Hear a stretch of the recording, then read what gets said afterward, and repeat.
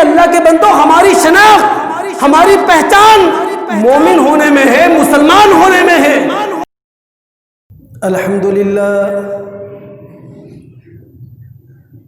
الحمدللہ نحمده ونستعینه ونستغفره ونؤمن به ونتوکل علیہ ونعوذ باللہ من شرور انفسنا ومن سیئات اعمالنا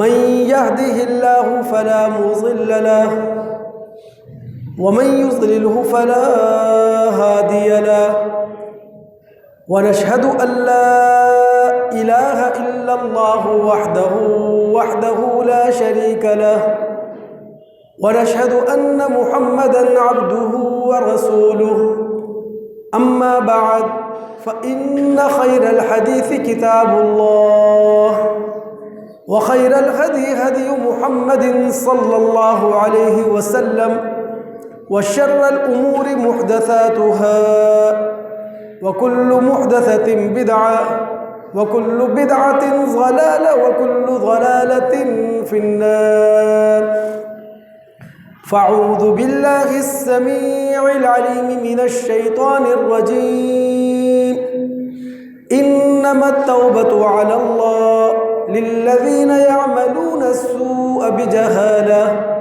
ثم يتوبون من قريب فأولئك يتوب الله عليهم وكان الله عليما حكيما اللهم صل على محمد وعلى آل محمد كما صليت على إبراهيم وعلى آل إبراهيم إنك حميد مجيد اللهم بارك على محمد وعلى آل محمد كما باركت على إبراهيم وعلى آل إبراهيم إنك حميد مجيد رب اشرح لي صدري ويسر لي أمري واحلل عقدة من لساني يفقهوا قولي رب زدني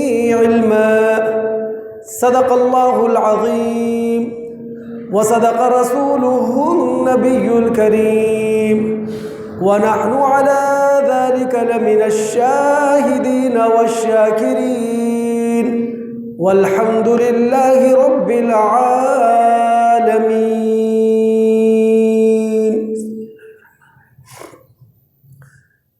مختصر حمد و ثنا کے بعد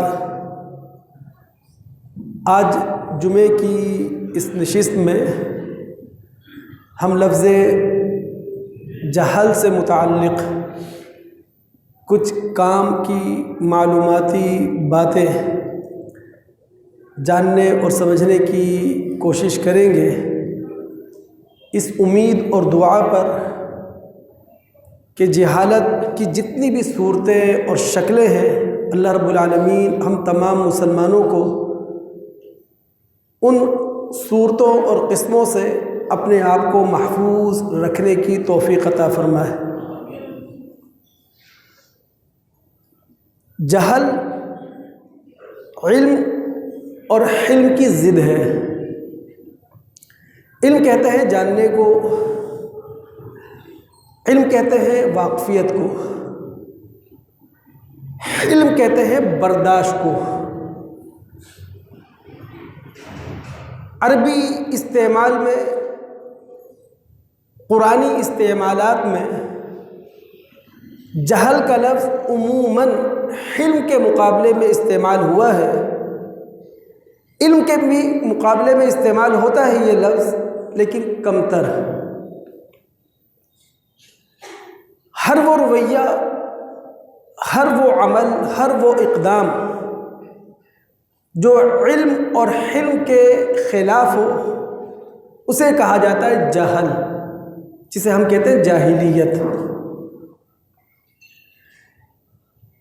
ایک مثال جہاں لفظ جاہل علم کے مقابلے میں استعمال ہوا ہے، سورہ بقرہ آیت نمبر 273۔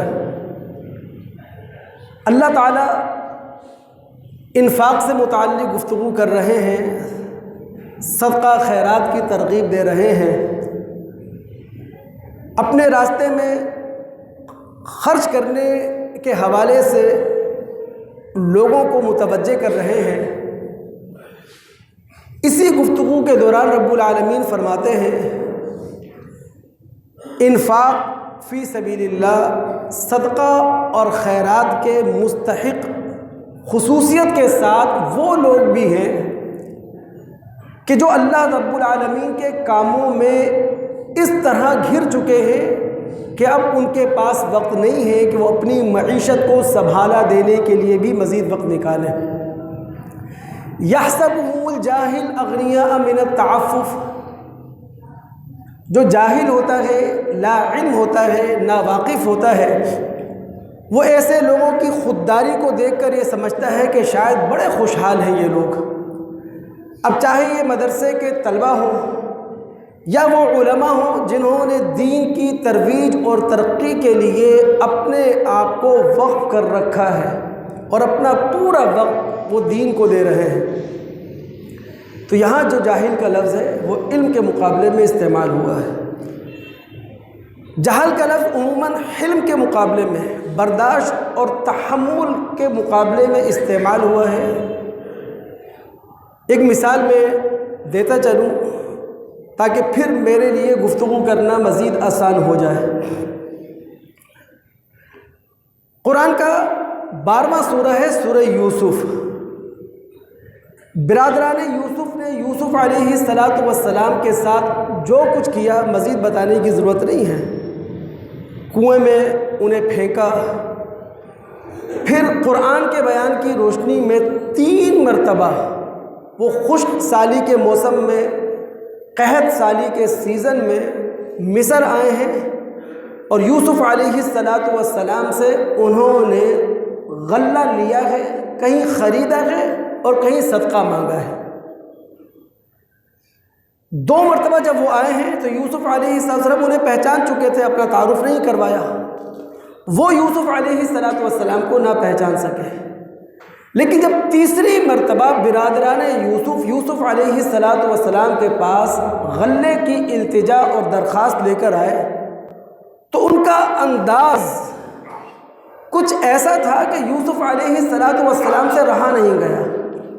انہوں نے گھر کے بڑے برے حالات پیش کیے، اپنی بدحالی کا رونا رویا، اور یہاں تک کہ چیریٹی کی درخواست دے دی، وتصدق علینا، صدقہ تک مانگ لیا انہوں نے۔ یہ وہ موقع تھا کہ یوسف علیہ السلام نے اب اپنا تعارف کروا دینا بہتر سمجھا اور کہا قال هل علمتم ما فعلتم بيوسف واخيه اذ انتم جاہلون، کیا تمہیں اس بات کی خبر ہے، کیا تمہیں یہ بات یاد ہے کہ تم نے یوسف اور یوسف علیہ السلام کے بھائیوں کے ساتھ کیا کچھ کیا تھا اس وقت جب تم غافل تھے، جب جذبات کا پردہ تم پر پڑا ہوا تھا، جب جذبات کے ہاتھوں تم مجبور تھے، خواہشات نفس کے پیچھے بھاگتے چلے جا رہے تھے۔ حلم، برداشت، تحمل، اس کے مقابلے پر لفظ جہالت آتا ہے۔ قرآن فہمی کو آسان کرنے کے لیے قرآن کے 2 مقامات میں آپ کے سامنے رکھنے جا رہا ہوں۔ دل و دماغ آپ کا حاضر رہنا چاہیے۔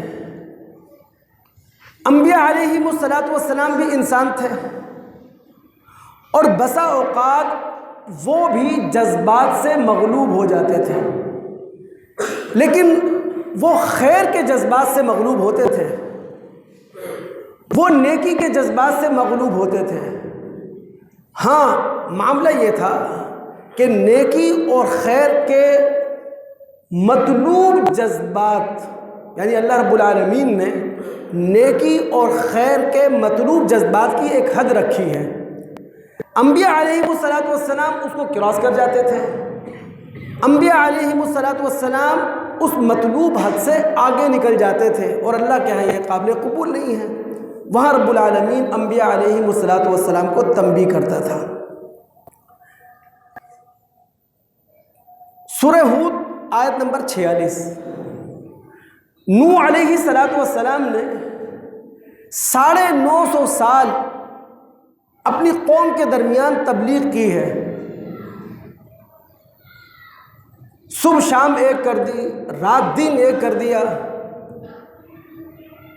اچھا، اللہ رب العالمین کا رسولوں کے معاملے میں یہ اصول ہے کہ اللہ تعالیٰ رسولوں کی بعثت کرتا ہے حجت تمام کرنے کے لیے، یعنی کوئی بھی رسول اپنی قوم کے درمیان آتا ہے تو اللہ تعالیٰ کی عدالت بن کر آتا ہے، اللہ تعالیٰ کی طرف سے قطعی فیصلہ بن کر آتا ہے، رب العالمین کی طرف سے ایک طے شدہ وقت اسے ملتا ہے، اور جب وہ طے شدہ وقت گزر جاتا ہے تو آنکھوں دیکھتے رب العالمین کا عذاب ٹوٹ پڑتا ہے، ماننے والے لوگ بچا لیے جاتے ہیں، نہ ماننے والے لوگ عذاب کی گرفت میں آ جاتے ہیں۔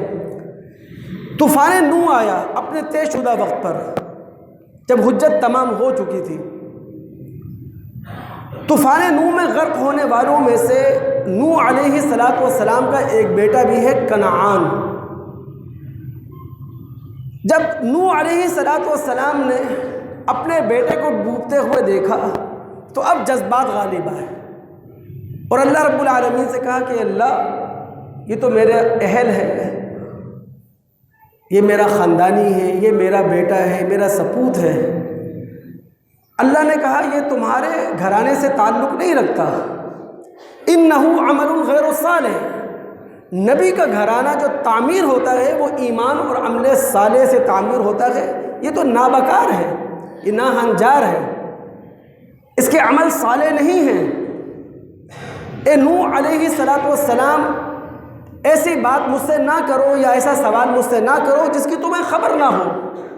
انی اعیذک ان تکون من الجاہلین، اے نوح علیہ السلام، میں خدا تمہیں نصیحت کرتا ہوں کہ تم ایسے لوگوں میں سے نہ ہو جاؤ جو نادان بن جاتے ہیں۔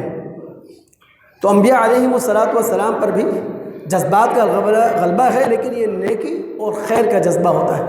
لیکن اس واقعے سے ہمیں یہ معلوم چل جاتا ہے دنیا کے اندر جو رشتہ بنتا ہے وہ نسب سے، آخرت کے اندر جو رشتہ بنے گا وہ اخلاق سے بنے گا، اس کا تعلق نسب سے نہیں ہے، اس کا تعلق خاندان سے نہیں ہے، اس کا تعلق نسل سے نہیں ہے، اخلاق کی بنیاد پر وہاں رشتہ قائم ہوگا، یہاں نسب کی بنیاد پر رشتہ قائم ہوتا ہے۔ سورہ انعام کی آیت نمبر 35 میں آپ کو لے کے چلوں۔ اس آیت کو سمجھنے سے پہلے بھی ایک دیباچہ آپ کے سامنے رکھ دوں تاکہ بات سمجھنے میں ہم سب کو آسانی رہے۔ اللہ رب العالمین نے ہدایت اور ضلالت کے حوالے سے جو قانون بنایا ہے وہ کچھ یوں ہے کہ ہدایت اور ضلالت میں اللہ رب العالمین مداخلت نہیں کریں گے، یعنی یہاں خدائی اور الہی مداخلت نہیں ہوگی، بلکہ ہر انسان آزاد ہے اپنی آزاد مرضی سے، چاہے تو ہدایت کا راستے کا انتخاب کر لے، چاہے تو ضلالت کے راستے کا انتخاب کر لے۔ اسی سورہ انعام کی آیت نمبر 111 ہے، 8ویں پارے کی پہلی آیت۔ رب العالمین فرماتے ہیں کہ اگر ہم فرشتے اتار دیں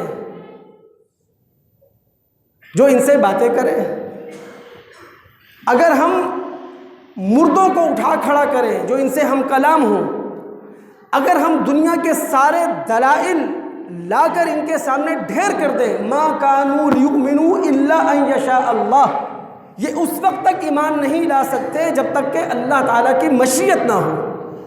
اللہ تعالیٰ کی مشیت، اللہ تعالیٰ کا ارادہ انسانوں کے معاملے میں یہی ہے کہ وہ ہدایت اور ضلالت کے راستوں کے انتخاب میں آزاد ہے۔ اب سورہ انعام کی آیت نمبر 35 سمجھیں۔ سورہ انعام مکہ کے دور آخر میں نازل ہونے والی سورتوں میں سے ایک سورت ہے، 12 سال کا تھکا دینے والا عرصہ ہے، منکرین کے انکار میں کسی قسم کی کمی نہیں آ رہی، منکرین کی ہٹ دھرمی کے اندر کسی قسم کا زور نہیں ٹوٹ رہا، اللہ کے نبی علیہ الصلوۃ والسلام یہ چاہتے ہیں کہ کاش کوئی معجزہ رونما ہو جائے اور اس معجزے کو دیکھ کر ان کی گردنیں جھک جائیں۔ اللہ تعالیٰ فرماتا ہے اے محمد علیہ الصلوۃ والسلام وَإِن كَانَ كَبُورَ عَلَيْكَ إِعْرَاضُهُمْ، اگر دین سے ان کا برگشتہ ہونا، دین سے ان کا اعراض کرنا آپ پر گرا گزر رہا ہے، بھاری گزر رہا ہے، آپ کی برداشت سے باہر ہو رہا ہے، تو آپ زمین کے اندر سرنگ بنائیں، آسمان پر چڑھنے کے لیے کوئی سیڑھی لگائیں، زمین کی تہ میں اتر کر آسمان کی بلندیوں پر چڑھ کر اگر کوئی معجزہ لا کر انہیں دکھا سکتے ہیں تو دکھا دیں۔ وَلَوْ شَاءَ اللَّهُ لَجَمَعَهُمْ عَلَى الْهُدَى، اگر اللہ رب العالمین کی اسکیم، رب العالمین کا ارادہ، رب العالمین کی مشیت انسانوں کے معاملے میں یہ ہوتی کہ مجبور کن معجزات دکھا کر لوگوں سے منوایا جائے تو پھر نبوت کی کیا ضرورت تھی، پھر رسالت کی کیا ضرورت تھی، پھر کتابوں کے نزول کی ضرورت کیا تھی، پھر انسانوں کو پیدائشی طور پر علم و عقل سے نوازنے کی کیا ضرورت تھی۔ فَلَا تَكُونَنَّ مِنَ الْجَاهِلِينَ، اے محمد علیہ الصلوۃ والسلام آپ نیکی اور خیر کے جذبات میں بھی اتنا مغلوب نہ ہو جائیں جو اللہ رب العالمین کی مطلوب حد کو کراس کر جائے۔ جہالت کی ایک عام شکل ہم اپنے معاشرے میں دیکھ رہے ہیں۔ دیکھیں جو عورت ہے صنف مخالف، اس کی عزت، اس کا احترام، اس کا تقدس گھر کی چار دیواری میں رہنے میں ہے، اور اگر صنف مخالف کسی ضرورت کے تحت گھر سے باہر نکلے، اب وہ ضرورت تعلیمی بھی ہو سکتی ہے، پیشہ ورانہ امور کو سر انجام دینے کی بھی ضرورت ہو سکتی ہے، وہ ضرورت گھر کے لیے ضروری اشیاء خریدنے کی بھی ہو سکتی ہے۔ تو جب عورت ضرورت کے تحت گھر سے باہر نکلے تو شریفانہ انداز میں نکلے، اپنے آپ کو اوڑھ لپیٹ کر نکلے۔ اگر عورت اس طور پر نکلے کہ وہ اپنے حسن کی نمائش کر رہی ہے، اپنے جسم کی نمائش کر رہی ہے، اپنی زیب و زینت کی نمائش کر رہی ہے، اپنی چال ڈھال کی نمائش کر رہی ہے، جو کپڑے اس نے پہنے ہوئے ہیں اس کی نمائش کر رہی ہے، جو چادر اس نے لی ہوئی ہے اس کی نمائش کر رہی ہے، جو برقع اس نے زیب تن کیا ہوا اس کی نمائش کر رہی ہے، تو یہ ہے جہالت۔ اسی لیے رب العالمین نے کہا تھا وَلَا تَبَرَّجْنَ تَبَرُّجَ الْجَاهِلِيَّةِ الْأُولَى، جب گھروں سے باہر نکلو تو قدیمی جہالت کا سا انداز اختیار نہ کرو، ان کی سج دھج لے کر نہ نکلو۔ اللہ رب العالمین نے انسان کو بیک وقت اخلاقی وجود بھی بنایا ہے، حیوانی وجود بھی بنایا ہے، اور جب انسان اخلاقی وجود کے ساتھ حیوانی وجود بھی ہے تو پھر حیوانی جذبات اور احساسات بھی موجود ہیں۔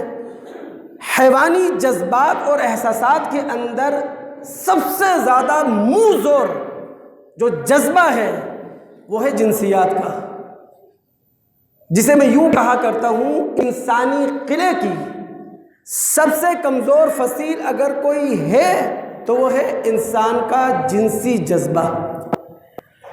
پوری انسانی تاریخ کا مطالعہ کریں تو ہمیں معلوم چلتا ہے اس جنسی جذبے کی تسکین کو بہتر طریقے سے پورا کرنے کے لیے کسی نہ کسی نام سے مرد اور عورت کا ایسا رشتہ قائم کیا گیا ہے جس کے اندر احترام موجود ہے، جس کے اندر عزت موجود ہے، جس کے اندر تقدس موجود ہے، قانون اس کے پیچھے کھڑا ہوا، اخلاق اس کے پیچھے کھڑا ہوا، جسے ہم نکاح کے نام سے اس زمانے میں جانتے ہیں۔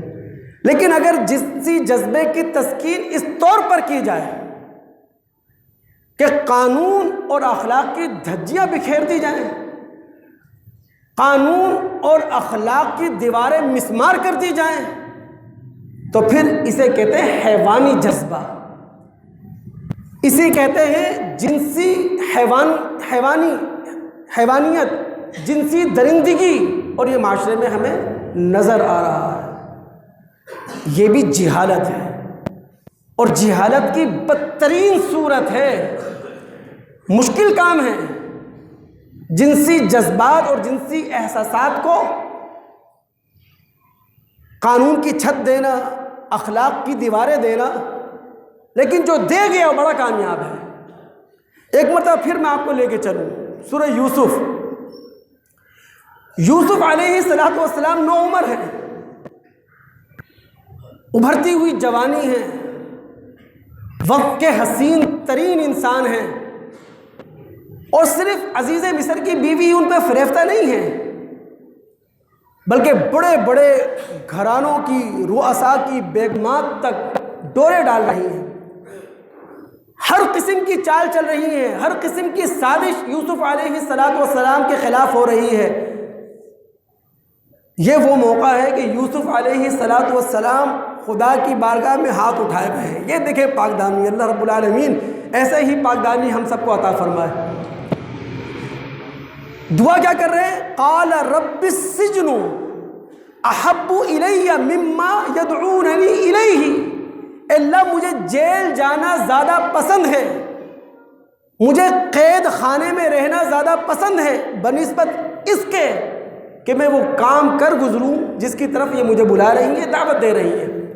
وَإِلَّا تَصْرِفْ عَنِّي كَيْدَهُنَّ، اور اے اللہ اگر ان کے مکر سے مجھے آپ نے نہ بچایا تو پھر اصب الیہن، میں ان کی طرف مائل ہو جاؤں گا، ان کے دام میں پھنس جاؤں گا، اور یہ وہ موقع ہوگا وَأَكُن مِّنَ الْجَاهِلِينَ کہ میں جذبات سے مغلوب ہو چکا ہوں گا، خواہشات نفس سے مغلوب ہو چکا ہوں گا۔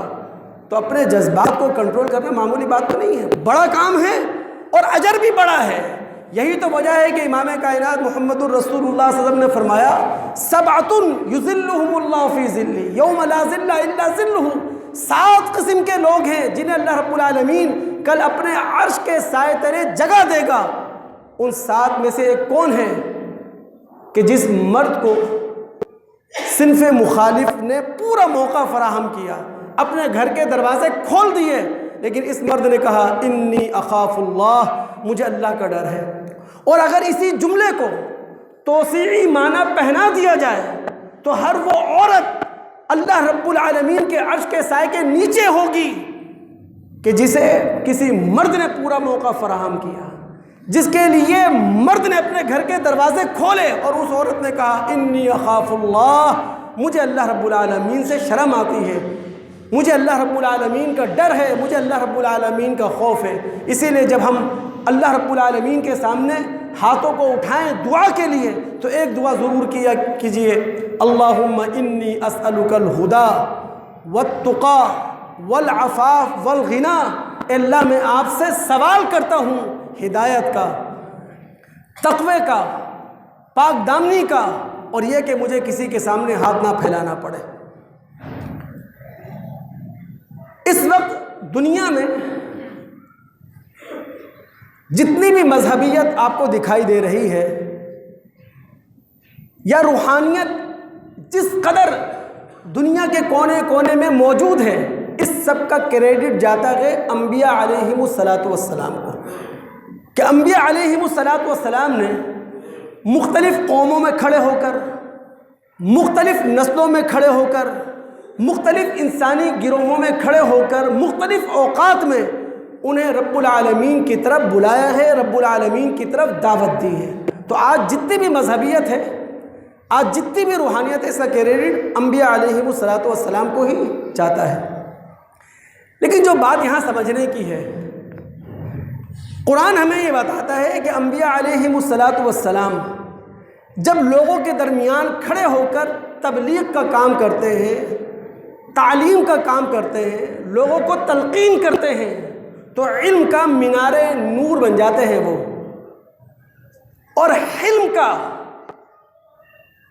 روشن سایہ اپنے اوپر تان کے رکھتے ہیں، اور حلم کے اس روشن سائے سے باہر جا کر وہ کام نہیں کرتے ہیں، یعنی ان کے اندر برداشت گویا کہ اتنی ہوتی ہے جیسا کہ ایک پہاڑ اور چٹان کے اندر طاقت ہوتی ہے برداشت کی۔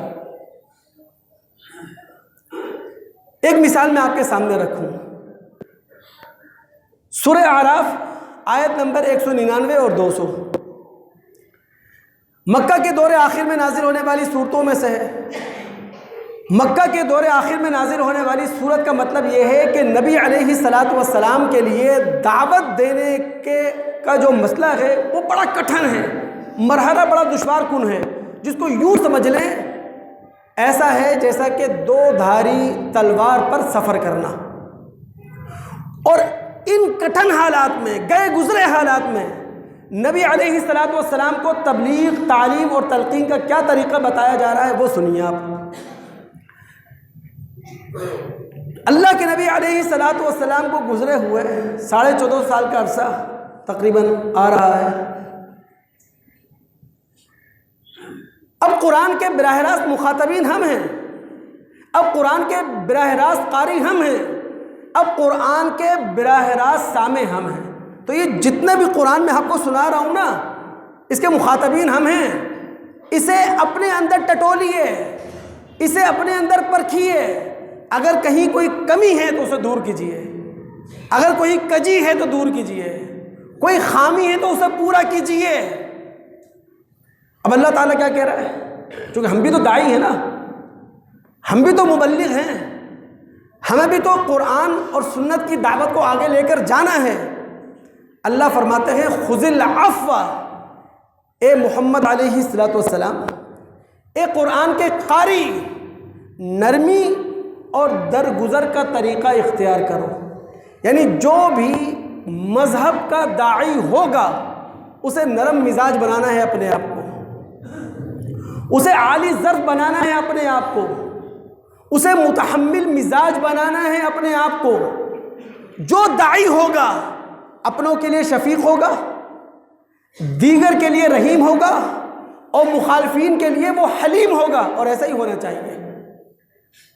وَأْمُرْ بِالْعُرْفِ، اے محمد علیہ الصلاۃ والسلام اور اے قرآن کے قاریوں، ایسی باتوں کا لوگوں کو حکم دو، یا ایسی باتوں کا لوگوں کو پابند کرو، یا ایسی بھلائی کی باتیں لوگوں کے سامنے رکھو جس سے ان کے دل مانوس ہوں، جس سے ان کی عقلیں مانوس ہوں۔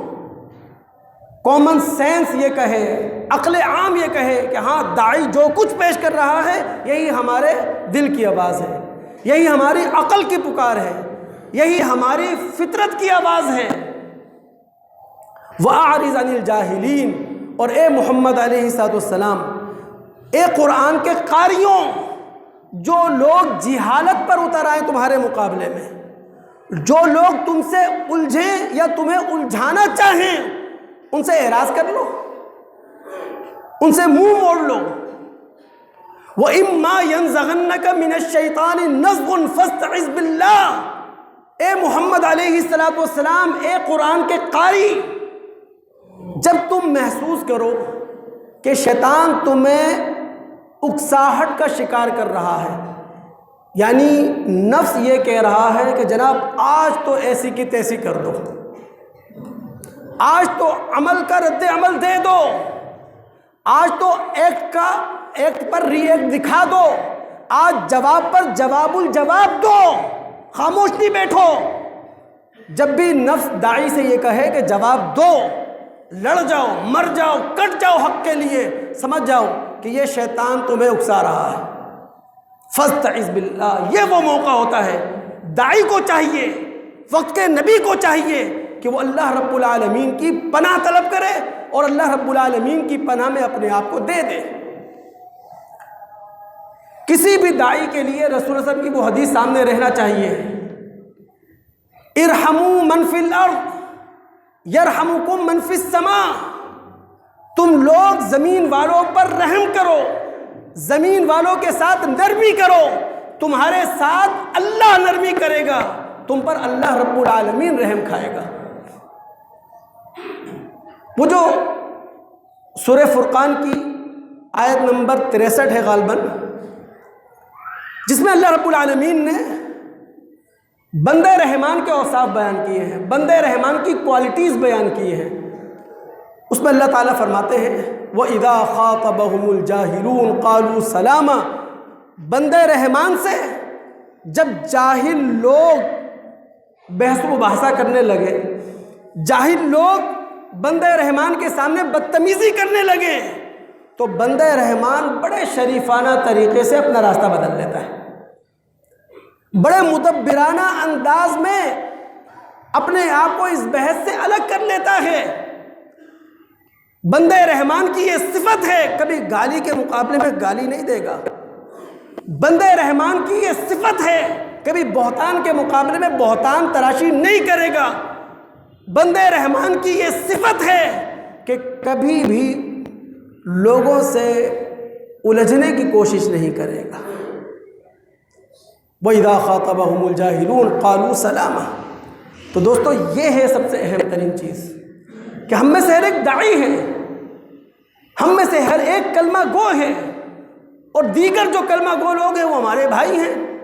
اگر میں کسی کے عقیدے سے دلیل کی بنیاد پہ اختلاف رکھتا ہوں، کسی کے عمل سے دلیل کی بنیاد پہ اختلاف رکھتا ہوں، تو اس عقیدے، اس عمل کو بیان کرنے کا یہی قرآنی طریقہ ہوگا، جو طریقہ ہمیں سمجھایا گیا ہے، جو طریقہ ہمیں بتایا گیا ہے۔ ہم جب اس قرآنی طریقے سے ہٹے ہیں، انسانوں کے درمیان صرف فساد ہوا ہے، لڑائی جھگڑے، تہمتیں، الزامات۔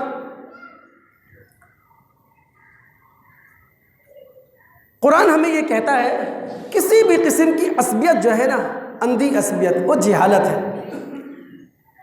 توجہ طلب ہے یہ موقع، سورہ فتح ہے، اس کی آیت نمبر 26 ہے۔ چاہے مذہبی عصبیت ہو، یہ بھی جہالت ہے، چاہے قومی عصبیت ہو، یہ بھی جہالت ہے، چاہے لسانی عصبیت ہو، یہ بھی جہالت ہے، علاقائی عصبیت، یہ بھی جہالت ہے۔ نبی علیہ الصلوۃ والسلام اپنے 1400 صحابہ کو لے کر عمرے کے لیے نکلے۔ عرب کا عام مسلمہ قانون اور دستور تھا کہ حج اور عمرے کے لیے، بیت اللہ کی زیارت کے لیے کوئی بھی آ سکتا ہے، کسی کے لیے کوئی رکاوٹ نہیں ہے، اپنا ہو بیگانہ ہو، دوست ہو دشمن ہو، آ سکتا ہے۔ اس مسلمہ قاعدے کے خلاف قریش مکہ نے نبی علیہ الصلوۃ والسلام اور 1400 صحابہ ان کو عمرہ نہیں کرنے دیا۔ کیوں؟ عصبیت جاہلہ کی بنا پر۔ اذ جعل الذین کفروا فی قلوبہم الحمیہ، حمیت الجاہلیہ، کہ اگر نبی علیہ الصلوۃ والسلام اپنے 1400 صحابہ کے ساتھ عمرہ کر کے واپس مدینہ چلے گئے، ہماری ناک کٹ جائے گی، ہماری جگ ہسائی ہوگی، دنیا ہمیں کمزور کہے گی، پورا عرب ہمیں طعنہ دے گا۔ تو صرف اپنی عصبیت جاہلیہ کی وجہ سے، مسلمہ قاعدے کے خلاف، انہوں نے نبی علیہ الصلوۃ والسلام اور صحابہ کرام کو عمرہ نہیں کرنے دیا۔ اسی لیے دوستو بہت زیادہ ضرورت ہے مذہبی عصبیت ہمارے اندر نہ ہو۔ اس کا ایک نمونہ ہم آج دکھا سکتے ہیں۔ آج 25 دسمبر ہے، دنیا کا سب سے بڑا مذہب عیسائیت، پوری عیسائی دنیا اپنے مذہب کا سب سے بڑا تہوار کرسمس منا رہی ہے۔ تو ہم مسلمانوں کی اخلاقی ذمہ داری ہے کہ ہم ان کا یہ حق تسلیم کریں کہ وہ اپنے مذہب کی روشنی میں خوشی کا بھی اظہار کر سکتے ہیں، اور اپنے مذہب کو بنیاد بنا کر غمی کا بھی اظہار کر سکتے ہیں۔ ان کے حق کو تسلیم کریں، وہ ہمارے لیے مدعو ہیں، دشمن نہیں ہیں ہمارے۔ یعنی ہونا تو یہ چاہیے کہ ہم میں سے ہر ایک، یا کم سے کم بڑے بڑے مدارس کو ڈاکٹر ذاکر نائک جیسے لوگ پیدا کرنا چاہیے، اور وہ کھڑے ہو کر پوری دنیا کے سامنے اسلام کی دعوت پیش کریں۔ ہم ڈاکٹر ذاکر نائک جیسے لوگ تو تیار نہیں کرتے، ہاں عیسائیوں کو دشمن قرار دے کر جنگجو پیدا کر دیتے ہیں۔ یہ قرآنی مزاج نہیں ہے، یہ مذہب کی طبیعت نہیں ہے۔ اس وقت غیر مسلموں کے مقابلے میں جو ہمارا اسلحہ ہے وہ علم ہے، وہ ہمارا عمل ہے، وہ ہمارا تقوی ہے۔ ہوا یہ ہے غلطی سے ہم نے دشمن سمجھ لیا۔ میں قرآن کی آیت آپ کو 3-4 جملوں سے سنا رہا ہوں کہ مذہب اسلام فریڈم آف اسپیچ کا حق رکھتا ہے، فریڈم آف اسپیچ کا حق ہر ایک کو دیتا ہے، اور یہ حق تسلیم کریں۔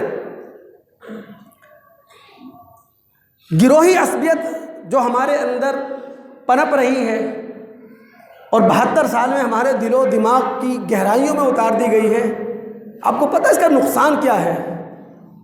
میں سمجھتا ہوں گروہی عصبیت سے بڑی جہالت کوئی نہیں ہو سکتی۔ اس میں ہوتا کیا ہے؟ ایک شخص کتنا ہی بڑا عالم ہو لیکن ہم اس کی علمیت کو تسلیم نہیں کرتے، کیوں؟ وہ ہمارے گروہ کا نہیں ہے، وہ ہمارے فرقے کا نہیں ہے۔ ایک کتاب کتنی ہی معلوماتی ہو لیکن ہم اسے نہیں پڑھیں گے، اس سے ابا کریں گے، اس کا انکار کر دیں گے، کیوں؟ چونکہ وہ ہمارے گروہ کے فرد نے نہیں لکھی نا، ہمارے فرقے کے آدمی نے نہیں لکھی۔ دنیا کے اندر ایک انسان کتنا ہی نیکوکار ہو، ہم اس کی نیکوکاری کو تسلیم نہیں کریں گے، کیوں؟ ہمارے فرقے کا نہیں ہے، ہمارے گروہ کا نہیں ہے۔ سب سے بڑی جہالت ہے۔ بحیقی کے اندر جو ایک روایت آتی ہے، توجہ طلب ہے اللہ رب العالمین اس حدیث کی روشنی میں ہی ہمیں اپنا عمل مستقل بنیادوں پر مثبت بنانے کی توفیق عطا فرمائے۔ اللہ کے نبی علیہ الصلوۃ والسلام نے فرمایا الخلق عیال اللہ، ساری خلقت، سارے انسان، گورے ہوں، کالے ہوں، عربی ہوں، عجمی ہوں، کسی بر اعظم میں رہتے ہوں، کسی مذہب سے تعلق رکھتے ہوں، یہ سارے انسان، آدم کے سارے بیٹے، آدم کی ساری بیٹیاں، یہ اللہ رب العالمین کا کنبہ ہے۔ فَأَحَبُّ النَّاسِ عِندَ اللَّهِ، اور اللہ رب العالمین ایسے انسانوں سے محبت رکھتا ہے احسنہم لعیالہ، جو اس کے کنبے کو احترام دے۔ اسی لیے میں کہتا ہوں کہ ہر انسان کو چاہیے کہ دوسرے انسان کو احترام دے، ہر انسان کو چاہیے دوسرے انسان کو عزت دے، اس سے آپ کی تبلیغ اور زیادہ مؤثر ہوگی۔ قرآن اس سے زیادہ مدلل کوئی کتاب ہے؟ قرآن سے زیادہ مؤثر کوئی کتاب ہے؟ محمد الرسول اللہ صلی اللہ علیہ وسلم کے اسوہ حسنہ سے زیادہ مؤثر کوئی اور اسوہ حسنہ ہمارے سامنے نہیں۔ ہم ان ہتھیاروں کو استعمال نہیں کر رہے، ہم داعی کے بجائے دشمن بنے ہوئے ہیں، یہ ہماری بہت بڑی غلطی ہے۔ ہم مسلکی بنیادوں پر علاقائی سطح پہ جھگڑتے ہیں، ہم مذہبی بنیادوں پر عالمی سطح پر جھگڑنے کی باتیں کر رہے ہوتے ہیں۔ اللہ رب العالمین نے قوانین زندگی ہمیں دیے ہیں وحی کی روح سے، وحی کی روشنی میں۔ اللہ تعالیٰ کے قانون کے مقابلے میں، یعنی ما انزل اللہ کے مقابلے میں، جو کچھ اللہ نے نازل کیا ہے اس کے مقابلے میں قانون بنے گا، وہ ہے جہالت، جاہلیت ہے وہ۔ اب ما انزل اللہ کے مقابلے میں قانون بنایا آپ نے، اس قانون کو دستور کا حصہ بنا دیا، یہ بھی جہالت۔ ما انزل اللہ کے مقابلے میں کوئی قانون بنایا، اسے دستور کا حصہ نہیں بنایا، لیکن خاموش طریقے سے ادارے اپنے بنائے ہوئے قانون پر لوگوں سے عمل کروا رہے ہیں، یہ بھی جہالت ہے۔ اللہ رب العالمین کے قانون کے مقابلے میں، ما انزل اللہ کے مقابلے میں کوئی قانون بنے گا، وہ جہالت ہے۔ تبھی دنیا آگے نہیں جا پا رہی، اخلاقی لحاظ سے بات کر رہا ہوں میں، دنیا آگے نہیں جا رہی۔ سورہ مائدہ کی آیت نمبر 50 میں اللہ تعالیٰ فرماتے ہیں افحکم الجاہلیت یبغون ومن احسن من اللہ حکما لقوم یوقنون، کیا یہ لوگ یہ چاہتے ہیں کہ جاہلیت کا راستہ تلاش کیا جائے؟ حالانکہ جو لوگ اللہ تعالیٰ پر یقین رکھتے ہیں وہ یہ سمجھتے ہیں کہ اللہ تعالیٰ کے قانون سے بہتر کوئی قانون ہو نہیں سکتا۔ 72 سال میں جو تبدیلی نہیں آئی، اس کی بنیادی وجہ یہی ہے کہ رب العالمین کے قانون سے سرکاری حیثیت میں اور ہم سب نے انفرادی حیثیت میں منہ موڑا ہوا ہے۔ اپنی خواہش کا قانون، اپنے جذبات کا قانون، اپنی مرضی کا قانون۔ 25 دسمبر ہے نا آج، بانی پاکستان قائد اعظم محمد علی جناح صاحب کا یوم ولادت ہے، یوم پیدائش ہے آج۔ میں اس بحث میں نہ الجھنا چاہتا ہوں نہ الجھانا چاہتا ہوں کہ ان کے سینے میں کوئی مولوی پنپ رہا تھا یا وہ اپنے اندر کسی سیکولر یا لبرل کو چھپائے ہوئے تھے، لیکن پاکستان کی جو تحریک تھی اس کا مطالعہ کرنے کے بعد اور قائد اعظم کے اقوال، ان کی تقاریر کا مطالعہ کرنے کے بعد یہ بات مجھ طالب علم کو سمجھ میں آ جاتی ہے کہ وہ ہندوستان میں ایک ایسی ریاست کا وجود چاہتے تھے جو پاکستان کے نام سے ہو، وہ اسلامی ہو، وہ جمہوری ہو، وہ فلاحی ہو۔ اسلامی ریاست اس لیے نہیں بن سکی کہ 72 سال میں ہم مسلمان نہیں ہو سکے، ناراض نہیں ہوئے گا؟ ہم مسلمان یعنی ہم قرآن و سنت پر نہ جمع ہو رہے ہیں، نہ جمع ہونے چاہتے ہیں، اور نہ کوئی ہمیں جمع ہونے دے رہا ہے۔ چونکہ جب اسلام کی بات کی جائے گی تو اسلام تو نام کس کا ہے؟ قرآن و سنت کا، اللہ اور اس کے رسول کا۔ تو ہم اللہ رسول کے نام پر نہ جمع ہو رہے ہیں، نہ جمع ہونا چاہتے ہیں، اور نہ جمع ہونے دیا جا رہا ہے۔ اسلامی ریاست کیسے بنے؟ جمہوری ریاست یہ اب تک تو نہیں ہے، آئندہ بھی آثار نظر نہیں آ رہے، اور بنیادی وجہ یہی ہے کہ کوئی بھی لیڈر عوام میں سے پیدا ہی نہیں ہو رہا۔ مخصوص نرسریوں سے لیڈر پلانٹ کیے جاتے ہیں عوام کے اندر، پھر کاریں سرکار ان کے ہاتھ میں دے دی جاتی ہیں، پھر پونے 3 سال بعد انہیں ہوش آتا ہے کہ ہماری پلاننگ نہیں تھی، یا ہم جو ہے تیاری میں نہیں تھے، اور ہماری تیاری مکمل نہیں تھی۔ پونے 3 سال بعد انہیں ہوش آتا ہے۔ کیوں؟ عوامی لیڈر، اس کا ہاتھ عوام کی نبض پر ہوتا ہے نا۔ پلانٹڈ لیڈروں کا ہاتھ عوام کی نبض پر کیسے ہو سکتا ہے؟ تو یہ جمہوری ریاست بھی نہیں بن سکی۔ فلاحی ریاست ہم نے اسے بننے ہی نہیں دیا۔ مذہب کے نام سے بھی دہشت گردی، انتہا پسندی، لسانیت کے نام سے بھی دہشت گردی، انتہا پسندی، قومیت کے نام سے بھی دہشت گردی، انتہا پسندی، اور ہم مسلمان سمجھ ہی نہیں سکے کہ اللہ کے بندو، ہماری شناخت، ہماری پہچان مومن ہونے میں ہے، مسلمان ہونے میں ہے۔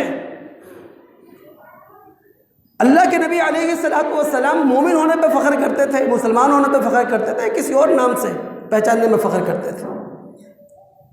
ہم نے اسے فلاحی ریاست نہیں بننے دیا۔ بہار کی جنگیں لے کر آ گئے، یعنی پرویز مشرف صاحب جو جنگ یہاں لے کر آئے تھے وہ ہماری جنگ تھی۔ فرنٹ لائن اتحادی بن گئے، وہ 83,000 لاشیں گروا دی انہوں نے، 100 ارب سے زائد کا نقصان، 100 ارب ڈالر سے زائد کا نقصان کروا دیا انہوں نے۔ فلاحی ریاست کیا بنتی ہے؟ توڑ دیا گیا، بکھیر دیا گیا، بانٹ دیا گیا ہم مسلمانوں کو، نفرت میں ڈال دیا گیا ہم مسلمانوں کو۔ ممبر و محراب سے چند مسائل جو تفریق کے مسائل تھے وہ بیان کیے گئے۔ کہاں قرآن سنایا گیا، کہاں رسول اللہ کی سیرت بیان کی گئی؟ نام اللہ کا استعمال ہوا، نام رسول کا استعمال ہوا، لیکن تفرقہ۔ اور میں نے پچھلے جمعے کہا تھا، یہ آپ کی نفسیات ہے، لوگوں کی نفسیات ہے۔ آپ اگر کسی مخصوص فرقے سے وابستہ ہیں، کسی مخصوص مسلک سے وابستہ ہیں، اور آپ کے مزاج اور طبیعت پر گفتگو کروں گا میں، آپ میرا ماتھا چوم لیں گے، اور جب میں قرآن و سنت کی بات کروں گا تو آپ کی آنکھیں بند ہو رہی ہوں گی، ذہن تھک جائے گا آپ کا۔ مزاج بنا دیا گیا ہے۔ میں اینڈ کی طرف جا رہا ہوں، میں اس بات توجہ سنیے گا اپنا۔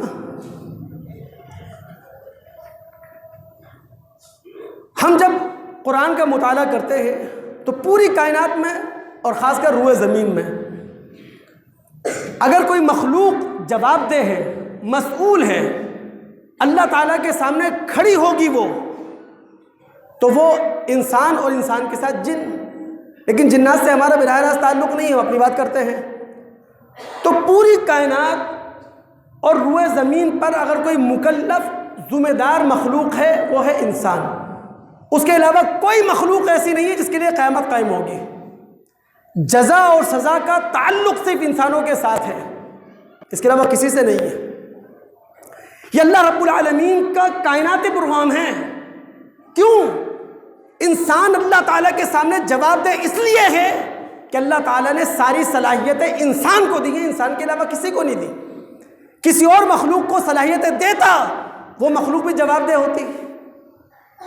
یہ پورا کائناتی پروگرام اللہ تعالیٰ نے سورہ احزاب کی آیت نمبر 72 میں بیان کیا ہے باقاعدہ کہ ہم نے اختیار اور آزادی کی امانت انسانوں کے ہاتھوں میں دی ہے، نہ پہاڑوں کو دی، نہ زمینوں کو دی، نہ آسمانوں کو یہ امانت دی، چونکہ اس کے اہل نہیں تھے۔ فَأَبَيْنَ أَن يَحْمِلْنَهَا وَحَمَلَ الْإِنسَانُ، انسان اس کا اہل تھا۔ اب ہمارے سامنے سوال ہے کہ جناب اس بات کی کیا دلیل ہے کہ انسان کے پاس جواب دہ ہونے کی، مسئول ہونے کی ساری صلاحیتیں موجود ہیں؟ اللہ نے کہا اِنَّهُ كَانَ ظَلُومًا جَهُولًا، انسان ظالم ہے، انسان جاہل ہے۔ یاد رکھیے، ظالم اسے کہا جاتا ہے جو عدل کر سکتا ہے، جاہل اسے کہا جاتا ہے جو صاحب علم ہو۔ چند مثالیں، توجہ رہے آپ کی۔ زلزلہ آتا ہے، زمین ہلتی ہے، جان و مال کا نقصان ہوتا ہے، کبھی آپ نے اس زمین کو ظالم کہا؟ نہیں۔ بادل ضرورت سے زیادہ برس جاتے ہیں، سیلاب آ جاتا ہے، جان و مال کا نقصان ہوتا ہے، کبھی بادلوں کو آپ نے ظالم نہیں کہا۔ سمندروں میں سیلاب، سمندروں میں سونامی اٹھتا ہے، پانی شہروں میں آ جاتا ہے، جانی مالی نقصان ہوتا ہے، کبھی سمندروں کو آپ نے ظالم نہیں کہا۔ کیوں؟ اس لیے کہ وہ عدل کر ہی نہیں سکتے تھے، وہ انصاف کر ہی نہیں سکتے تھے۔ لیکن اگر ایک انسان دوسرے انسان کے منہ پہ تماچا بھی مار دے تو آپ کہتے ہیں ظالم ہے، کیوں؟ وہ انصاف کر سکتا تھا۔ ایک انسان دوسرے انسان کا مال ہتھیار لے، آپ کہتے ہیں ظالم ہے، کیوں؟ وہ اپنے آپ کو بچا سکتا تھا۔ ایک انسان دوسرے انسان کی عزت و آبرو پر ہاتھ ڈالے، آپ کہتے ہیں ظالم ہے، کیوں؟ وہ عزت کو تحفظ دے سکتا تھا۔ اسی طرح جاہل اسے کہیں گے جو صاحب علم ہے۔ آپ راستے سے گزرتے ہیں، کوئی پتھر پڑا ہو، کوئی کانٹا پڑا ہو، آپ پتھر اور کانٹے کو راستے سے ہٹا دیتے ہیں، کبھی آپ نے اس کو جاہل کہا ہے؟ لیکن جب راستے سے گزر رہے ہو، بیچ راستے میں کسی نے اپنے گھر کا کچرا ڈال دیا ہو، اگر کوئی امن پسند شہری ہو، قانون پسند شہری ہو، وہ کچرا اٹھائے گا، سائڈ پہ رکھ دے گا، لیکن اس کے ذہن میں کچرا ڈالنے والے کے جاہل ہونے کا تصور ہوگا۔ جب ہم رائڈنگ یا ڈرائیونگ کر رہے ہوتے ہیں، بسا اوقات مین سڑکوں پر بھیڑ بکریاں سامنے آ جاتی ہیں، کبھی گایوں کے غول آ جاتے ہیں، آپ گاڑی روک دیتے ہیں، انتظار کرتے ہیں، کبھی بھی آپ کسی بھیڑ بکری اور گائے کو جاہل نہیں کہتے، لیکن اس کے پیچھے چلتا بھائی چرواہا آ رہا ہوتا ہے، آپ کے ذہن میں فوراً تصور آتا ہے کہ یہ جاہل ہے۔ ایسا ہی ہے، آپ رائڈر ہیں یا ڈرائیور ہیں، رونگ سائڈ سے کوئی بھیڑ بکری آئے، کبھی آپ نے جاہل کہا ہے اس کو؟ لیکن اگر رونگ سائڈ سے کوئی رائڈر آ رہا ہو، کوئی ڈرائیور آ رہا ہو، آپ کے ذہن میں فوراً خیال آیا کیا یہ جاہل ہے؟ کیوں؟ اس لیے کہ صاحب علم تھا۔ دوستو، اللہ رب العالمین نے انسان کو صاحب عدل بنایا ہے، عدل سے کام لے، صاحب علم بنایا ہے، علم سے کام لے۔ اگر ایک انسان عدل سے کام نہیں لے گا، اگر ایک انسان علم سے کام نہیں لے گا، تو پھر وہ ظالم بھی ہے، وہ جاہل بھی ہے، اور خدا کے سامنے وہ کھڑا ہوگا۔ اِنَّهُ كَانَ ظَلُومًا جَهُولًا۔ اور دوستو، ہم نے اپنی زندگی گزار دی ہے کافی، بس اللہ تعالیٰ سے ایک وعدہ کریں یہاں سے اٹھنے سے پہلے، ایک وعدہ، خاموش وعدہ، کسی کو بتانے کی ضرورت نہیں ہے۔ ہم نے اب تک جو زندگی گزار دی، اب جو عمر کا بقایا ہمارے پاس ہے، اللہ سے عہد کریں کہ یہ عمر جو ہمارے پاس ابھی امانت کے طور پر ہے، انشاءاللہ اسے بڑے تعمیری انداز میں گزاریں گے، امن پسند شہری بن کر گزاریں گے، قانون پسند شہری بن کے گزاریں گے، اپنے آپ کو خدا ترس بنانے کی کوشش کریں گے، انسانیت کا غم کھانے کی کوشش کریں گے، قرآن و سنت کی روشنی میں زندگی گزارنے کی کوشش کریں گے، اور پوری کوشش ہوگی کہ اسی روشنی میں دوسروں کو بھی لے کر آئیں۔ نہ مذہبی عصبیت ہمارے اندر ہوگی، نہ لسانی عصبیت کو ہم جگہ دیں گے، نہ قومی عصبیت اور علاقائی عصبیت کو جگہ دیں گے۔ اللہ تعالیٰ عمل کرنے کی توفیق عطا فرمائے۔ السلام علیکم ورحمۃ اللہ وبرکاتہ۔